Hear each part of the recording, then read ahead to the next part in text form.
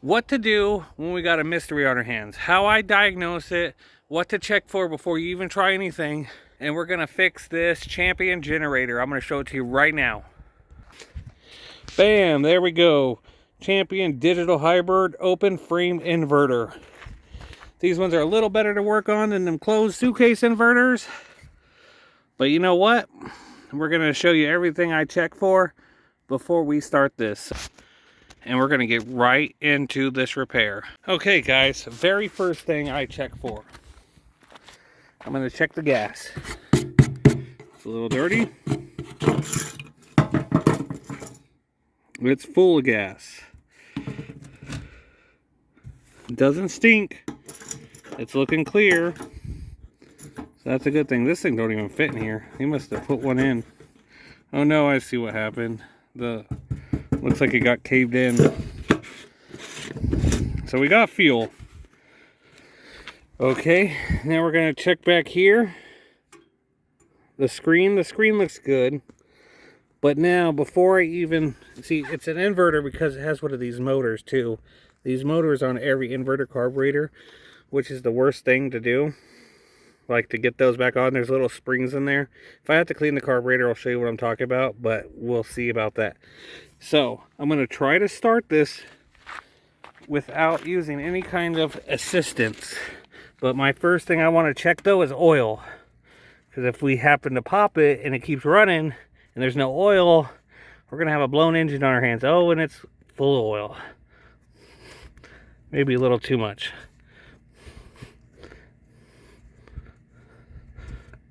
So as you can see, we got oil in there. You always check that. Make sure you always check that first. So we want to turn the eco throttle off, which it is. Engine off, engine on. And then now we're gonna try to start this without any help from any kind of solvent or putting gas in the thingamajigger. Spark plug hole, there it is. So let's see what happens. Choke out.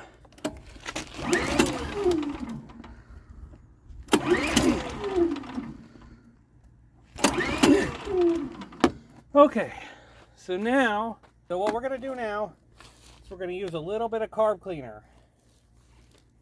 It's not going to kill it. We're not going to spray a lot in there. Just enough to see if it pops and dies.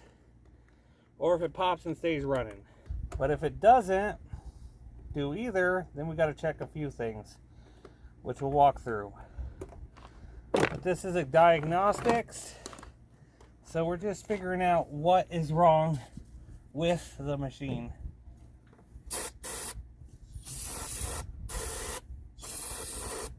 Get it to spray some. Okay. We're gonna let it suck some in. Choke it out. Starts and dies. That's a good thing.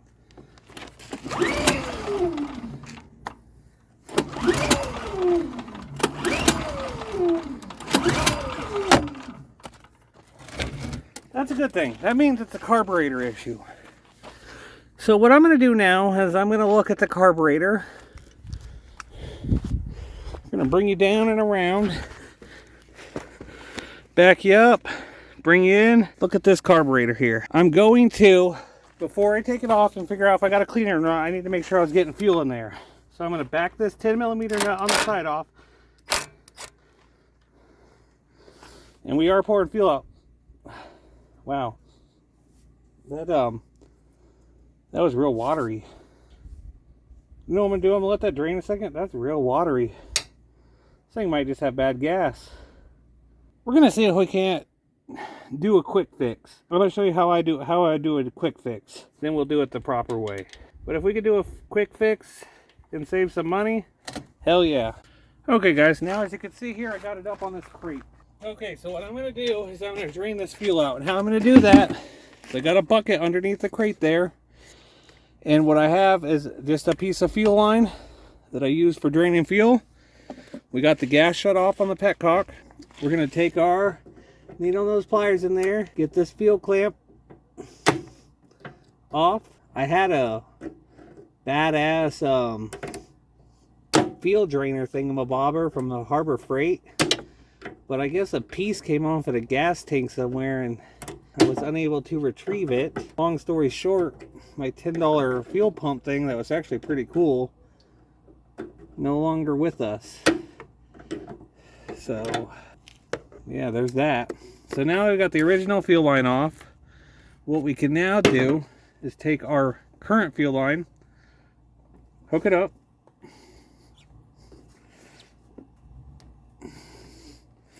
doesn't matter if it drifts a little bit because it's going to go right in here. So now all we do is we turn on the fuel, we make sure it's coming down. Let me see. No, nothing. Well, we might need to give it some motivation. This thing might be clogged up in here. So guys, when you try to do one thing, you find out it's another thing. So how you can test, what we'll do is we'll remove the gas cap from the top.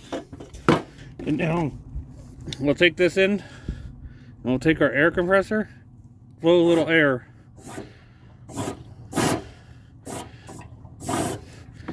And now see if she leaks out. Okay, so I'm thinking maybe the petcock is bad. So, since we got our needle noses here, we can unscrew this bottom part. Should really use a box wrench, but I'm using what I got here. Maybe I am using what we got here. No, there it goes. Because once we get it enough, we could do it by hand. And we're not quite there yet. Now remember, I still don't know what I have to do to this machine. The first thing we diagnosed was that it does start and die. So that means we had spark and some compression at least something. So now our next thing would be fuel. Remember, I have it on a crate, so anything that drops down is going to go right into our bucket there. Now, and it's pouring out pretty damn good. It's yellow. No, that's pouring pretty good. But why is it not coming out the spout? It's turning on and off. You know what? We'll just let it drain like that. That gas doesn't smell good at all. And look at that. Piss color. So we're just going to let the gas drain out and we'll come back to this. We still got a lot of sunlight here in Arizona, even though it's almost 7 o'clock.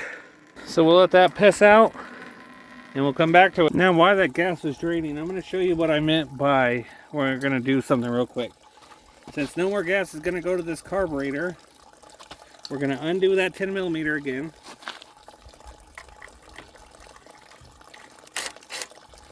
Get all the gas out of the carburetor.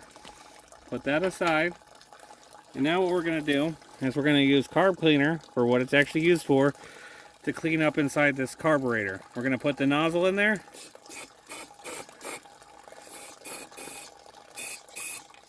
Go up and down. Just give it a good spray. Make sure we get all that bad gas out.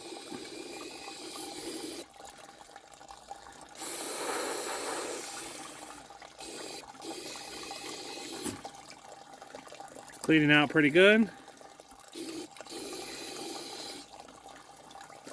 And now once we put the fresh gas in, I have no doubt in my mind this thing might just start and stay running.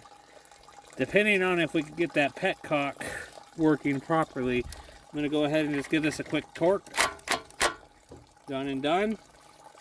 So now, if everything goes right, we should have a fix here momentarily. Now that we got rid of all that bad gas, I'm going to pour a little bit of fresh gas in there just to clean out what's left. As you can see, it's still pissing brown. Just to finish it off. Then the fresh gas should, even if it merges with that brown gas, give it a little shake. Bring it back to us. Tilt it just a little bit. That fresh gas with the seafoam that I put into it shouldn't cause too much of a problem. There we go. Look at that. Now that's all fresh gas coming out.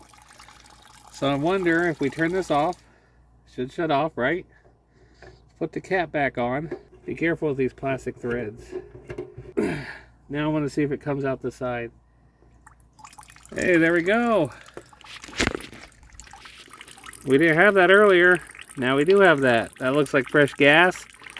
I'm going to go ahead and let it empty out, and then we'll put it all back together and let it fill the carburetor and see if she'll start. Maybe if that was the problem, just bad gas. So go ahead and turn that off, reconnect the fuel line, and put a little bit more fresh gas and see what happens. Okay guys, let's add some fresh gas.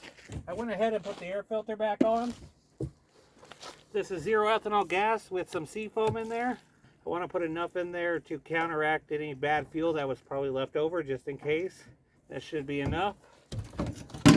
And everything's good. Let's see if she starts. I'm praying it was just bad fuel. But knowing my luck, it's never that easy.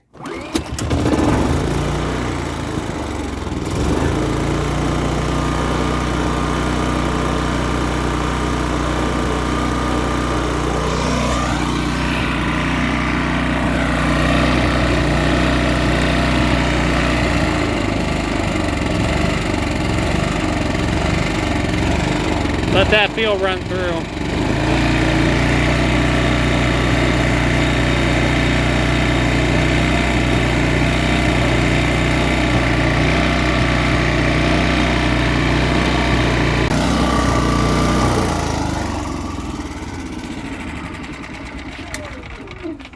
Let's see if she starts one more time. Choke it.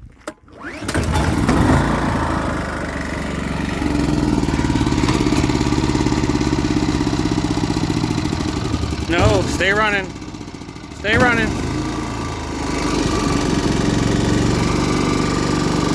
Let it warm up.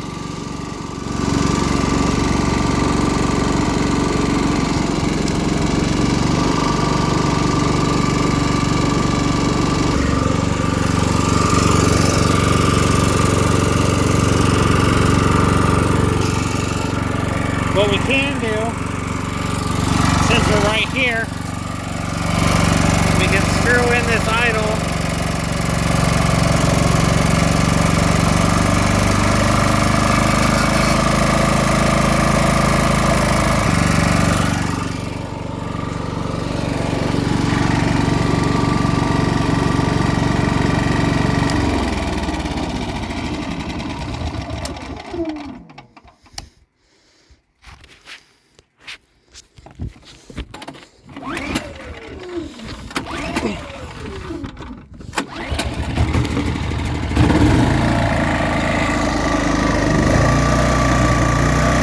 There we go, no more flashing.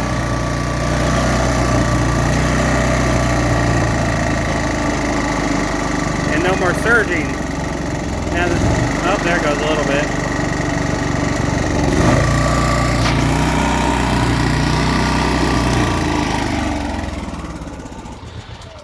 Wow, for once in my life, the repair was only just bad gas. I didn't even really have to break in the carburetor to get this thing running again. I'd say that's a win.